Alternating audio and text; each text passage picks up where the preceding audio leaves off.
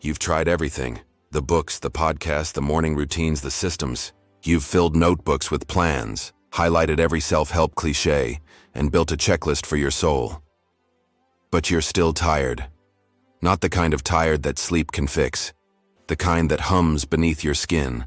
The one that follows you into the shower, into the weekend, into every quiet moment you can't seem to stay in. You've done the work. You've optimized. You've hustled. And yet you wake up every day with that same dull ache.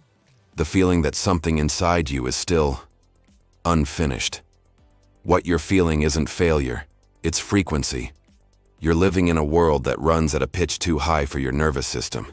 You've confused stimulation for meaning, noise for movement, momentum for progress. You've been sprinting on a treadmill of invisible expectations, trying to earn a peace that only comes from stillness.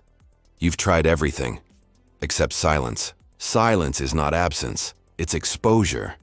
It's what happens when all the artificial lights go out and you're forced to see what's been hiding in the dark corners of your own mind.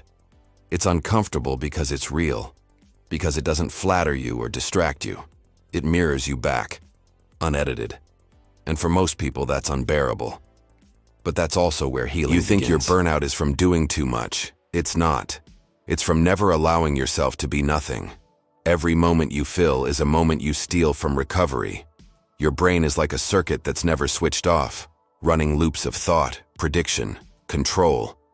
You're trying to fix exhaustion with more activity, trying to outrun a problem that requires you to stop moving. You're not weak. You're wired. The noise isn't around you. It's inside you. Silence is the only environment where truth can be heard. The truth that you're not tired because life is hard. You're tired because you never stop rehearsing it. You think constantly, plan constantly, compare constantly. Even your rest is performance.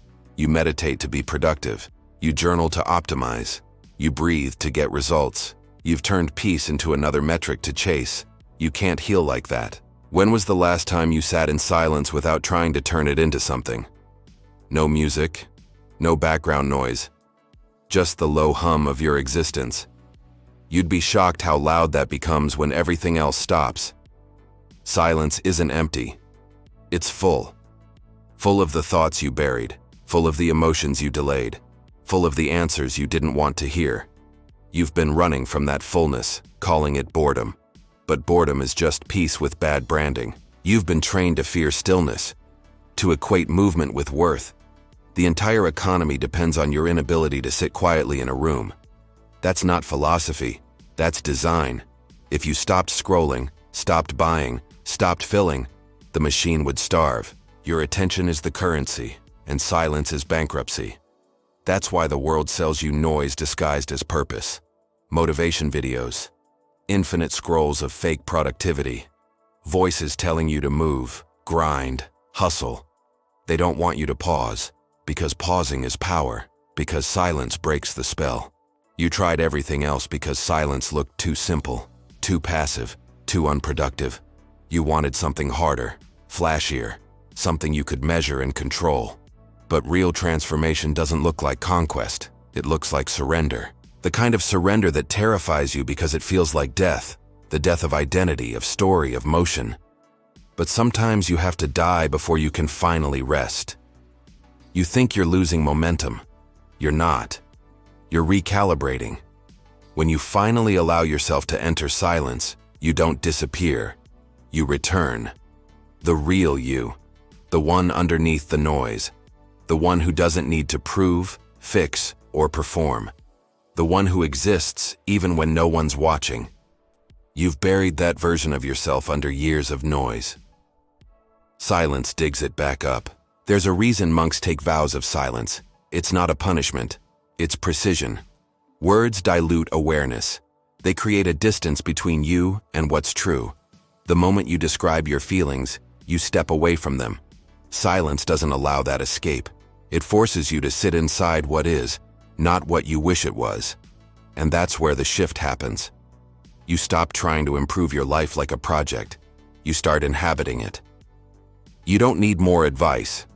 You don't need another system. You need to learn how to hear yourself again.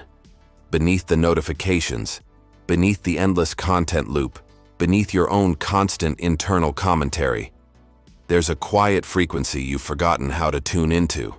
It doesn't speak in words. It speaks in sensations, in intuition, in calm. You can't hear it when your mind is loud. You can't feel it when your attention is fractured. Silence is the bridge back. But let's be honest. Silence will hurt at first. It'll feel like withdrawal. You'll reach for your phone, your music, your distractions. You'll crave noise like a drug because silence detoxes you from stimulation. And detox always feels like death before it feels like life. Stay with it. The discomfort isn't punishment. It's purification. It's your mind learning to stop confusing peace with danger. There's a point in silence when everything in you starts to resist. The thoughts get louder. The body gets restless. The emotions bubble up like static. That's the threshold. The part you never reach because you quit too early. But if you stay past that, something remarkable happens. The chaos burns itself out. The mind runs out of fuel. And in the ashes of that noise, you finally feel something you forgot existed. Stillness. Stillness isn't empty. It's alive. It's where clarity lives. Every major decision you've ever regretted was made from noise.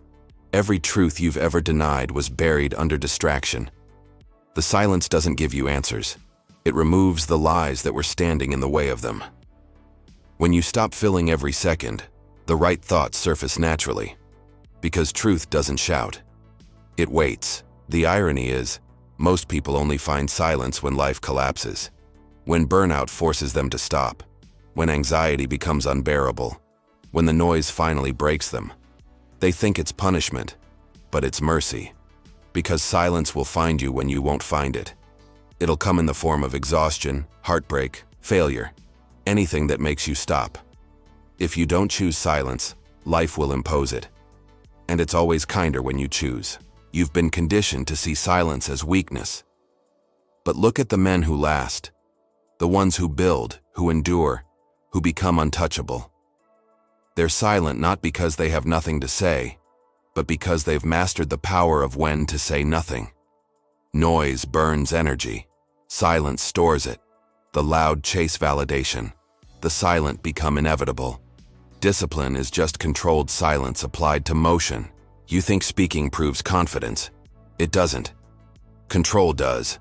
And silence is the highest form of control. It's not passive. It's predatory. It's how you learn to conserve energy, to observe without reacting, to move only when it matters. Weak men talk. Strong men wait. The disciplined man doesn't need to announce what he's building. His silence becomes his signal. You've spent years chasing external noise to quiet internal fear. But fear doesn't dissolve when you run from it. It dissolves when you watch it in silence, without judging, without resisting.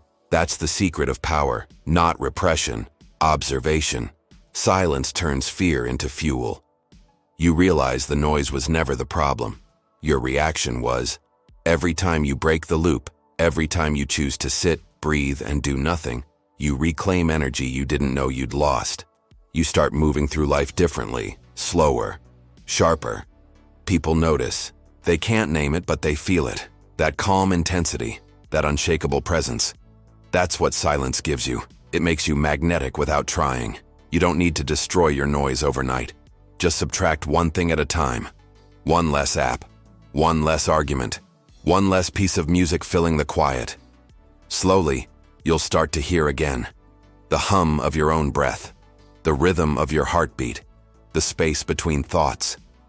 That's where power lives. That's where life hides. You tried everything. Routines, systems, advice, hacks. But silence is the only cure left. The only one that doesn't require effort. The only one that asks for nothing except your attention. The only one that gives more than it takes. It's not a trick. It's not a technique. It's a return. To the self beneath the static. To the clarity beneath the chaos. To the discipline beneath the noise. Sit down. Close your eyes. Let the world collapse for a moment. You'll realize it was never the world making noise. It was you. And when that truth finally lands, everything slows down. The mind stops spinning. The body softens. The tension drains out like static leaving a room. What's left isn't emptiness. It's awareness. It's peace disguised as silence. You've tried everything, except the only thing that works. Silence doesn't fix you. It frees you. It strips away everything that isn't essential until all that remains is the truth. You were never broken, just buried. Beneath layers of volume, beneath years of noise, beneath everyone else's voice except your own. So stop running. Stop filling. Stop chasing sound. Sit in the quiet and let it undo you. Because what comes after undoing is renewal. And the silence you've been avoiding, that's where you meet the part of you that can finally rest. The part that doesn't need fixing. The part that simply is. Comfort kills kings. Silence rebuilds them.